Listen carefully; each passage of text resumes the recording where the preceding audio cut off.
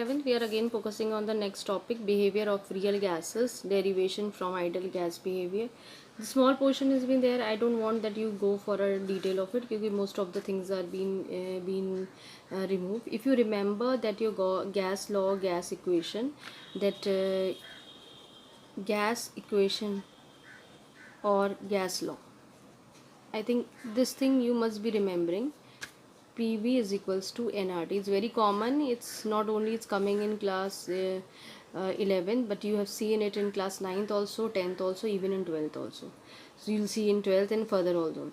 So this is the real gas. This is gas equation or gas law, and now the point is that the gases which obeys this gas law or gas equation under all conditions of temperature and pressure, and that gases are known as real gases.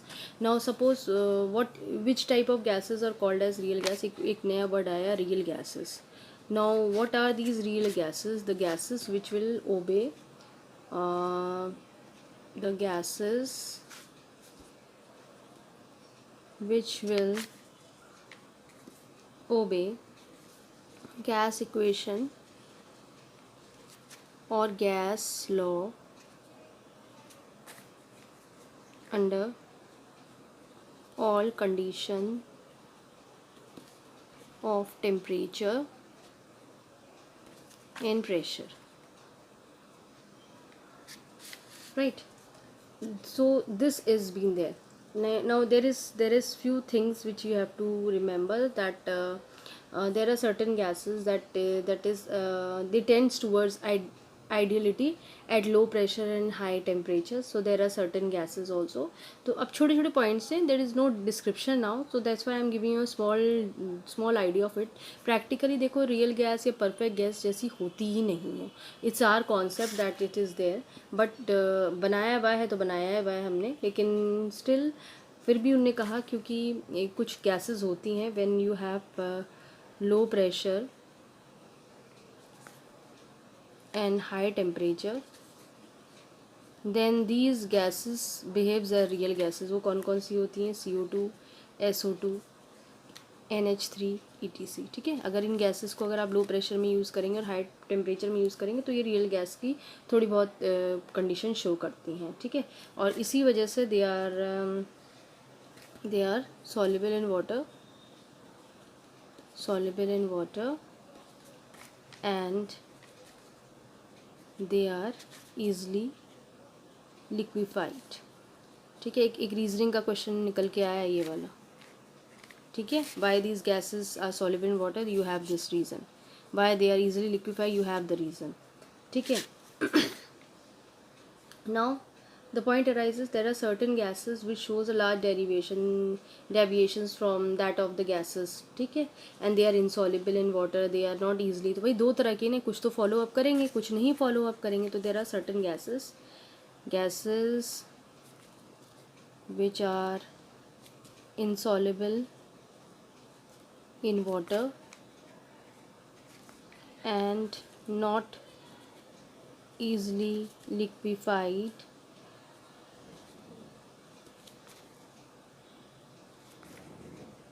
ठीक है. So they are H2 N2O2. These gases shows large deviation, मतलब वो ideal gases की तरह नहीं behave करती हैं, उनसे ऑपोजिट ही चलती हैं. Now we have to see these deviations now from the ideal behaviours. Now to study this deviations from the ideal behaviour, भाई हो सकता है कुछ कुछ तो आइडियल गैस की तरह बिहेव कर रही हैं और कुछ क्या आइडियल गैस की तरह नहीं बिहेव, उनसे बहुत अलग से जा रही हैं. तो हमें एक फैक्टर डिज़ाइन करा गया. तो हम वो क्या करते हैं, वो डेविएशन को हम एक ना ग्राफ प्लॉट कर लेते हैं, जो कि एक ग्राफ प्लॉटिंग करेंगे हम. एक graph, we'll plot a graph किस पे? कंप्रेसिबिलिटी फैक्टर, क्योंकि ये कंप्रेसिबिलिटी फैक्टर हमारे कोर्स में है, अगेंस्ट द प्रेशर. ठीक है. अब ये कंप्रेसिबिलिटी जो फैक्टर होता है,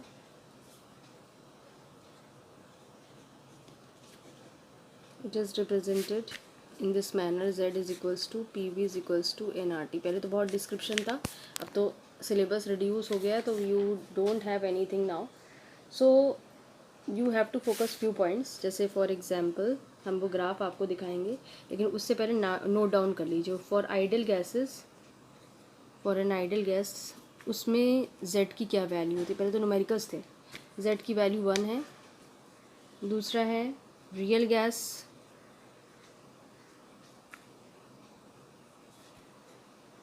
have z is equals to 1 at low pressure and high temperature, अभी हमने देखा है। और कौन सी थी रियल गैसेस वो भी हमने देखी है, ठीक है। थर्ड पॉइंट होता है, क्योंकि अलग अलग है ना भाई, z कभी इक्वल टू 1 हो सकता है, कभी ग्रेटर देन 1। अब अगर ग्रेटर देन 1 हो जाए तब क्या होगा। सो शोज़ दैट, ये पढ़ लीजिए कि बहुत इंपॉर्टेंट है, याद कर लेना। Show that it is difficult to compress the gas as compared to ideal gas, ठीक है। In this case repulsive force dominates, ये भी लिख देना। in this case repulsive force dominates। अब फोर्थ कंडीशन हो जाए z is less than 1, gas are easily compressible या कंप्रेसिबल, कुछ भी कह लीजिए, एज़ कम्पेयर टू, क्योंकि हर चीज़ आइडियल गैस से ही हम कर रहे हैं। और इसमें क्या होगा, अभी ये वर्ड्स बताऊंगी। अट्रैक्टिव फोर्स डोमिनेट्स, भाई अब इसको समझो। अब कोई एक पर्टिकुलर कंडीशन, उसमें गैसेस है, ठीक है। अगर इसमें रिपल्सिव फोर्स होगी, भाई अगर उसको प्रेसिपिटेट कराना है, गैस को आपको लिक्विड में कन्वर्ट कराना है, तो गैस मॉलिक्यूल्स को पास होना ज़रूरी है ना भाई। अगर इसको लिक्विड में कन्वर्ट करना है, जो इतनी दूर दूर आपके भग रहे हैं, तो ये क्या हो जाएंगे, लिक्विड में और पास हो जाएंगे, तो तभी तो कंप्रेस होंगे। अभी देखो यहाँ बिखरे पड़े हुए हैं सारे मॉलिक्यूल्स, अब सब के सब कंप्रेस होकर एक कोने में आगे लिक्विड में हो गए। तो अगर z की वैल्यू बड़ी है तो गैस कंप्रेस नहीं होगा और रिपल्सिव फोर्स लगेगा, मतलब ये और दूर भागेंगे। और अगर z की वैल्यू छोटी है 1 से, तो क्या होगा, अट्रैक्टिव फोर्स लगेगा, मॉलिक्यूल्स एक दूसरे को अट्रैक्ट करेंगे, पास आएंगे और आप इजीली उन्हें कंप्रेस कर लेंगे। तो ये 4 पॉइंट्स हैं जो आपकी रीजनिंग में भी इंपॉर्टेंट है, आपको याद रखने हैं। Now let's come to the, this is the two graphs which you are seeing. First graph is being plotted, the point which we have started, the compressibility factor against the pressure. So you can see that this graph is showing straight line. This is z is equals to 1, means this particular whatever gas has been there, it's behaving as an ideal gas, right? Now you are seeing a vast deviations, कुछ values नीचे जा रही हैं gases की, कुछ graph आपका ऊपर जा रहा है। जो नीचे जा रही हैं इसका मतलब उनकी z की वैल्यू, जो कंप्रेसिबिलिटी फैक्टर की वैल्यू है, वो लेस देन 1 है, आपकी लेस देन 1 है, ठीक है।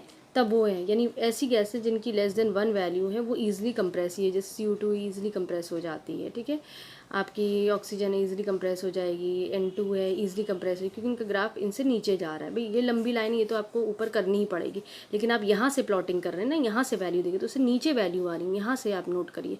ऊपर जा रहा है वो तो जाएगा ही जाएगा, क्योंकि स्ट्रेट लाइन उधर जा रही है, लेकिन ये वैल्यू यहाँ नीचे इस ग्राफ से, जो ये स्ट्रेट लाइन इससे नीचे जा रही है, तो z की वैल्यू इज़ लेस देन 1, ठीक है। तो आपके पास क्या है कि ईज़िली आप समझ सकते हैं कि भाई जाहिर सी बात है कि आप यहाँ पे इजीली गैस रिप्लेस मतलब कंप्रेस कर सकते हैं। अब ऊपर जाइए जहाँ z की वैल्यू ग्रेटर देन 1 है, तो ये ग्राफ भी देखिए ऊपर जा रहा है। ये गैसेस जो है इजीली कंप्रेस नहीं होती हैं compare to the ideal gases.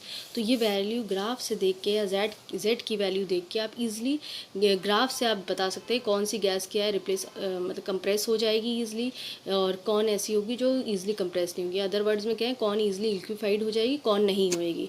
तो इट्स नॉट नेसेसरी दीज, अगर कोई टीचर आपको ग्राफ दे बाई चांस, जल्दी में देते नहीं है, लेकिन अगर देते हैं कोई, अगर बोर्ड का पेपर आ रहा होता है तो वाइट भी देते, तो यहाँ कोई दूसरी गैसेस आपको लिख देते, तो आपके पास आपको ग्राफ रीड करना आता है, तो you can easily tell us that what is the case, who is compressing, who is not compressing, what is the value of z over here.